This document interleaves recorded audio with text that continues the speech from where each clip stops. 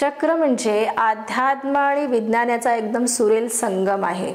आपल्याला म्हणत असतात की तुमचे विचार बदला आणि विचार बदलले की तुमचं आयुष्य बदलेल। आणि जेव्हा विचार, भावना आणि शरीर यांचा जेव्हा संबंध येतो आणि तो डायरेक्ट त्याचं रहस्य म्हणजे आपल्या ऊर्जा केंद्राशी आहे। आपल्या शरीरामध्ये जेव्हा हा बदल घडत असतात आणि ते बदल घडण्याचं कारण म्हणजे आपल्या मनामध्ये भावना निर्माण होतात आणि ह्या भावना ज्या आहे डायरेक्ट विचारांशी कनेक्शन म्हणजे आपल्या मेंदूशी ह्याचं कनेक्शन असं। आणि जेव्हा विचार होतात सुरू मेंदूमध्ये तेव्हा आपलं शरीर हार्मोन्स आणि रसायन तयार करत असतं।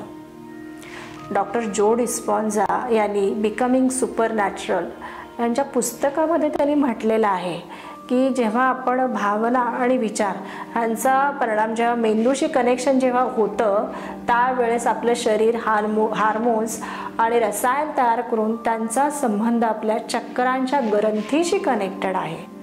प्राचीन ऋषी मुनींनी अध्यात्माच्या द्वारे स्वतःच्या तपसाधनेद्वारे आपल्या चक्रांना जाणून घेतलं म्हणजे स्वला जाणून घेतलं आणि जेव्हा स्वतःच्या आतमध्ये त्यांनी पाहायला सुरुवात केली तेव्हा त्यांना चक्रांचे सारे रहस्य कळाले आणि मग तपस्या आणि साधना करून त्यांनी स्वतःला स्थिर, शांत आणि अचल आढळ अवस्थेमध्ये स्वतःला ठेवायला सुरुवात केली आणि इथूनच खरी सुरुवात झाली चक्राच्या अध्यात्माच्या रहस्याला उघडायला। पण जेव्हा शरीर आणि मन जेव्हा येतं ना तिथे मात्र विज्ञान काम करत असतं। कारण का मनामध्ये भावना निर्माण होतात आणि भावना निर्माण झाल्या की त्याचा विचारांशी संबंध येतो। म्हणजेच आता समजा मला जर भूक लागली आहे ही जर मला जाणीव झाली तर मला पटकन मी काय करणार, जेवण करणार। म्हणजेच आपल्याकडून ती क्रिया होते, पहिल्यांदा येणारी भावना आणि त्याच्यातून होणारं कर्म ह्या दोन्हीचं अगदी कनेक्शन स्ट्रॉंग आहे। आणि आपल्या प्रत्येक चक्राशी एक विशिष्ट ग्रंथी जोडलेल्या आहेत, त्याला प्लेक्सेसशी कनेक्टेड आहेत। जसं मूलाधार चक्र हे सेक्शुअल इमोशन्स आणि रिप्रोडक्टिव्ह ग्लँड्स आहे।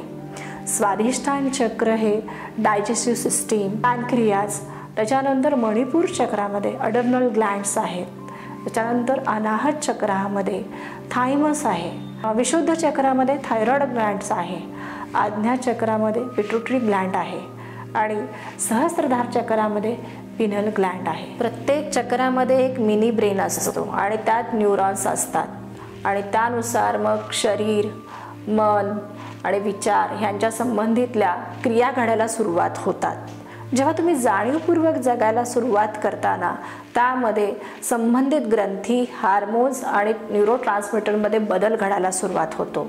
म्हणूनच चक्र ही केवळ अध्यात्म प्रक्रिया नव्हे तर शरीर, मन आणि विज्ञान ह्यांची एक जिवंत साखळी आहे। असेच चक्रासंबंधीच्या आणखीन माहिती ऐकण्यासाठी व्हिडिओ जर आवडला असेल तर लाईक आणि सबस्क्राईब करायला विसरू नका। धन्यवाद।